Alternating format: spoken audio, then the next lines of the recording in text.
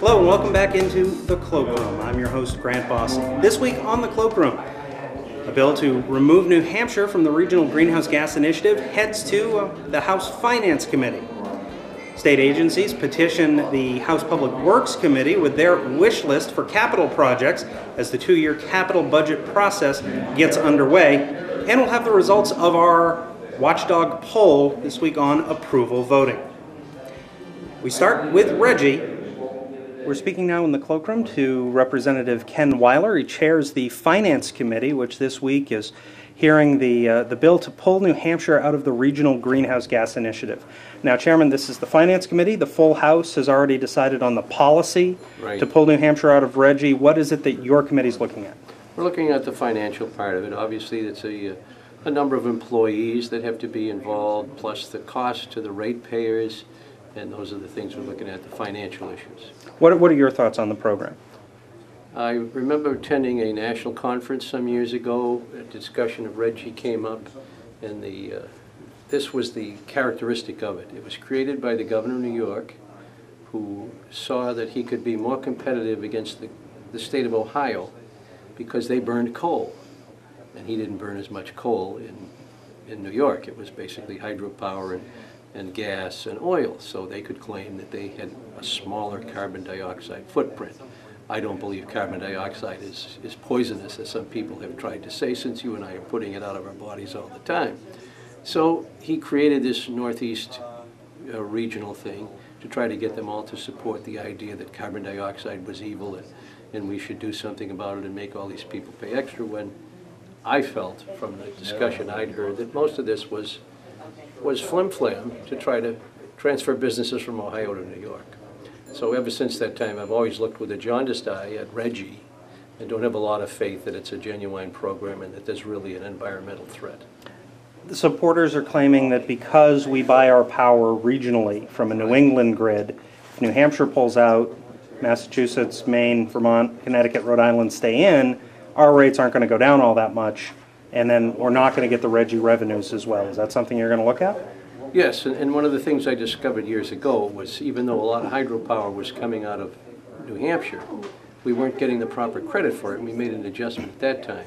We should have had our rates lower, and at that time we managed to do that. So we'll have to look at this again and see if we're getting a fair share and whether we're getting overcharged for some generation that's going on in another state where we may be generating it at a lower cost. Obviously, we have a nuclear power plant, and we're getting the full credit for that.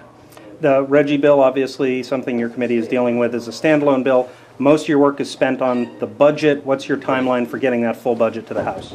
I have to make a presentation to the House the 29th of this month and hope they vote on it on the 31st. In the meantime, we're working on the sections, we're working on developing the numbers, and we look like we're going to balance the budget.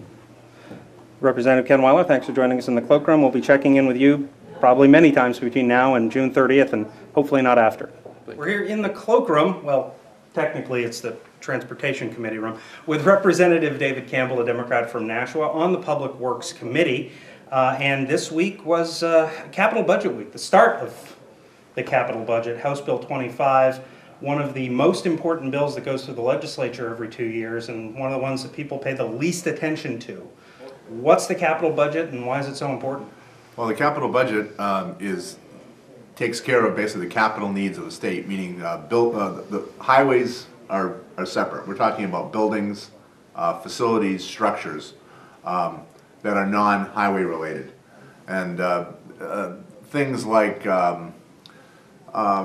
goes across the board, but all the office buildings, the Hampton Beach facilities, the state parks, these are all part of the capital budget.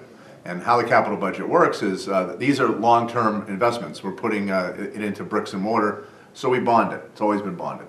The treasurer tells us how much we can afford each year to spend.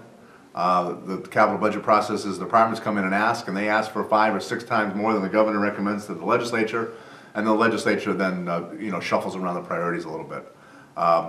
One of the things we try to do every year is are the two vocational technical schools in the high schools. I think there's 15 or 20 of them around the state, And every year, two of them come to the top of the list, and they wait in line for it, and we try to fund those, try to, to update them, to bring them into the 21st century. It also includes the University of New Hampshire and the community college system, and those are two of the big chunks that come out every year. The rest of the capital budget, there are special projects. A lot of the IT, informational technology, is also included. But the biggest part, because we have so many facilities and we don't meet all our capital needs, is deferred maintenance. We spend a lot of time on leaky roofs and working on facilities that are deteriorating. State prison. We never can do enough at the state prison. The state prison was built in the 1800s. That building that we up on North Main Street in Concord, and it requires and needs a lot of maintenance. And some of these buildings aren't cost effective, but then to replace them is even more so. The court systems, the courts come in every year for improvements. So you name it, if it involves a building or something, or a structure or facility, it's something that the capital budget deals with exclusively. It comes in once every 2 years, and obviously the needs almost universally outstrip what we can afford to do.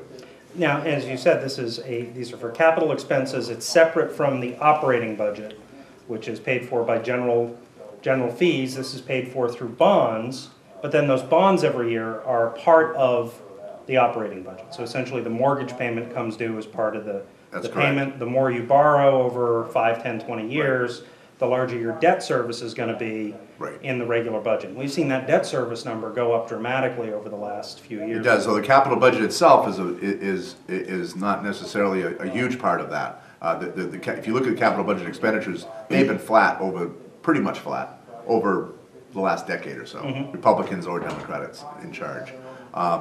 I don't see there's any way of getting around the capital needs. You have to take care of the physical plant. You have to take care of your leaky roofs. You have to take care of your steps. You have to take care of facilities.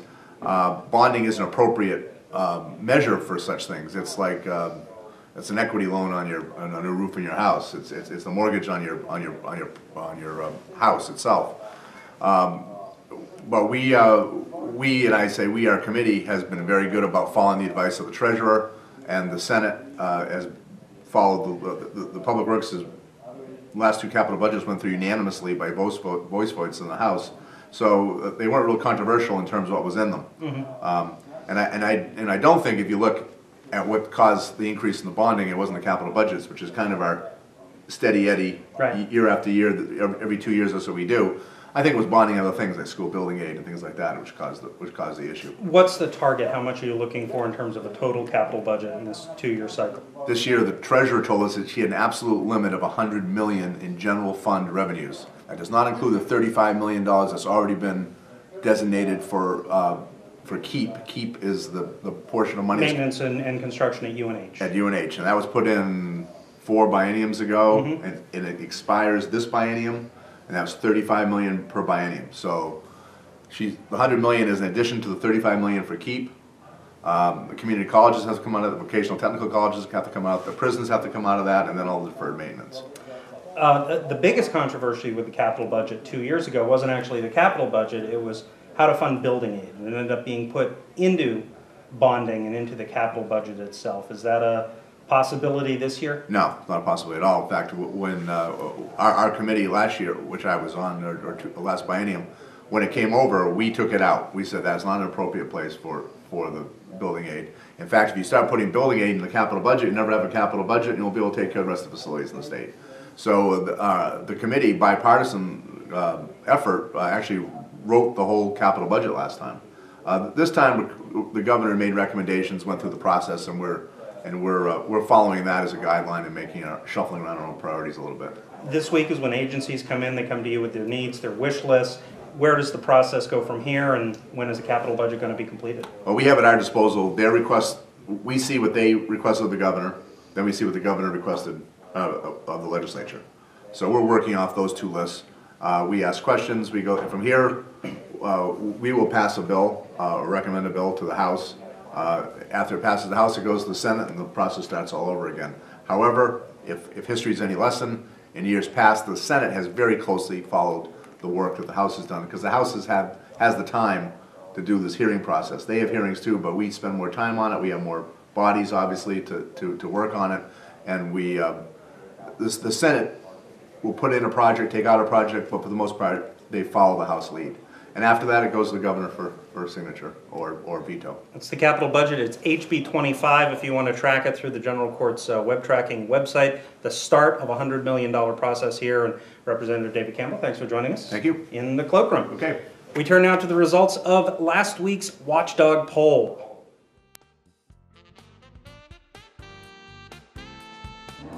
So yes, you do approve of approval voting by quite a wide margin, as a matter of fact.